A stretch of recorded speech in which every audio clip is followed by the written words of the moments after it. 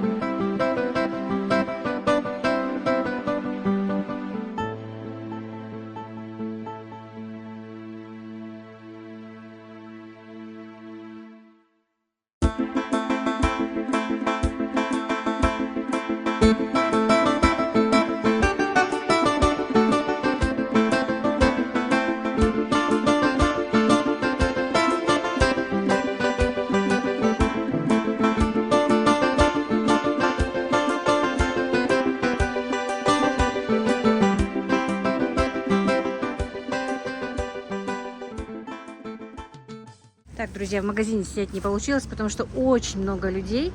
Мясо я купила. Теперь посмотрю тут саженцы деревьев. Смотрю, что за деревья. Просто пока, правда, покупать не буду. Не до них. Сейчас, сами знаете. Ну, посмотрю.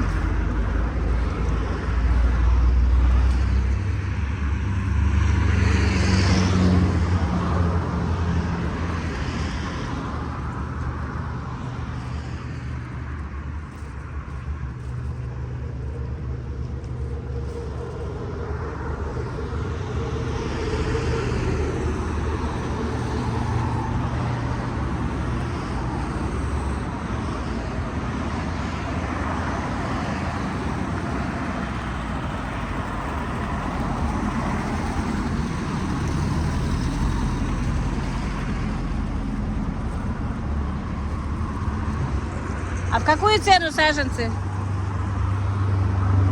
В какую цену? 350. 350, да. А откуда вы?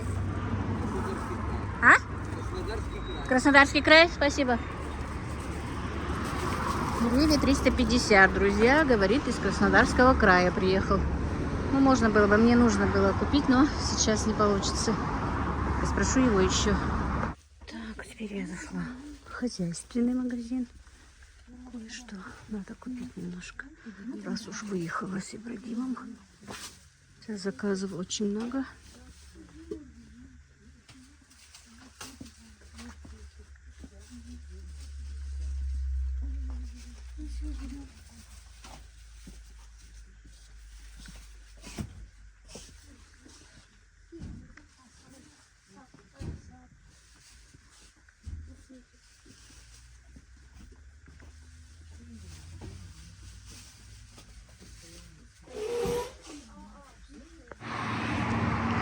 Так, девочки, война войной, а моих цыплят тоже кормить надо. И вот смотрите, может быть, кто-то не знает. жителей Ингушетии. Здесь у нас на перекрестке Кантышевском, ну, перекресток, по дороге Кантышева, Очелуки, туда, в эту сторону, после перекрестка, они тут открыли цех по, ну, делают корма, гранулированные корма. Бесплатная реклама. Это Халшин. Бесплатной рекламе езжался, что. Так, я уже сколько, по-моему, года 3-4 как у них покупаю корм. Вроде бы нормально. И на этом корме вскармливала всех своих цыплят. А тут у них есть еще и магазинчик, ветаптека, если кто не знает. Можно много чего купить. Так, для обычной птицы старт ясу 10 килограмм. Видели? Давай.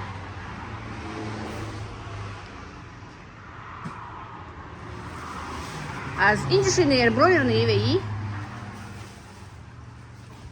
Индюшиный корм для бройлеров ивей, мечты для бройлеров индюков, да? Что это на самом? А? И для других? Да. А цыплятам лучше из или индюшиный? Домашний для Ну, разные обычные. И фрехать. 340. 340, 10 килограмм, да? Ага. А, и брать колец. А что у нас еще есть? Терфига. Соевый жмых? А, это в корм добавляют, да, этим? Ну, хоть кому. А это что с лошадью? Корм для лошади. А, да, и для лошади корм есть. И для всего есть, да? А, это финиш, да, уже? Короче, есть все. Есть поилки, есть кормушки. А маленьких этих кормушек нет? Круглые зюалрежи. Круглые ржи. Так, ну все. Чуть попозже приедем. У меня еще цыплята должны быть на подходе. Все, таберка точно. Теперь я в нашем магазине сельском покупаю все, что мне осталось. Магазинчик очень даже хороший у нас. Вот как-то так. Все купила, сейчас еду домой. Так, ну что, мои дорогие, хочу немножко с вами поговорить и все-таки хоть какой-то ролик сегодня выпустить. Я не знаю, у меня вот какой-то бзик, что мне нужно каждый день обязательно, чтобы быть ролики, чтобы быть с вами. Так, вот я же вам показывала, что я ездила за бараньими ребрышками. Вот они, 3200 здесь бараньи ребрышка. Я их замариновала, показывать не стала. Они у меня постояли часа 2-3 в этой чашке. И вот только что мне Ибрагим их завакуумировал. Вот, как видите, тут у меня процесс рабочий идет. То, что купила, я не стала показывать. Я купила так, ну, немного чего по мелочевке. Основное мне Танзила прислала, если честно. И фрукты прислала, и овощи прислала. И конфеты прислала, много чего Танзила на праздник мне прислала. Мадина мне помыла окна, почистила там в доме, постирала шторы. Сейчас себя показывать не буду, мои хорошие, я без хиджаба. Скоро уже у нас ифтар, и сегодня меня старший сын освободил от готовки для нас. Я готовлю кому-то на заказ, а он покупает у кого-то. Захотели сегодня пиццу. Готовить пиццу мне было некогда. Он говорит: мам, я привезу пиццу, не готовь сегодня ничего. Но у меня еще есть, вчера я с макаронами готовила тефтели с подливой. Эта сковорода целая стоит. Готовить, в принципе, ничего и не надо было. А Мадина с детьми уехала, им нужно было уехать к свекру. Готовить тоже на ифтар. Вот, блины тоже, эти печеночные блины. Сейчас жарю, последних 2-3 блина еще осталось. Это тоже на заказ, и просили их тоже заморозить. Сейчас их доделаю, разложу, остужу, а потом заморожу. Это я уже вот так не буду замораживать, даже сейчас отправлю такси, вызову. Ну, после ифтара, потому что до ифтара такси, конечно, уже не дождешься. Сейчас уже почти. Осталось буквально минут 10, наверное. Ну, вот как-то так. Сегодня не обессудьте, что у меня получился такой небольшой ролик. Так, ну вот наша пицца. Не знаю, настолько мало мяса положили на эту пиццу. Ну, попробуем сейчас. Вот такой вот у нас сегодня не полезный ифтар-ужин. Всех благ вам, мои дорогие. На этом я сегодняшний свой влог закончу. Махда Квабудут Мархабачар.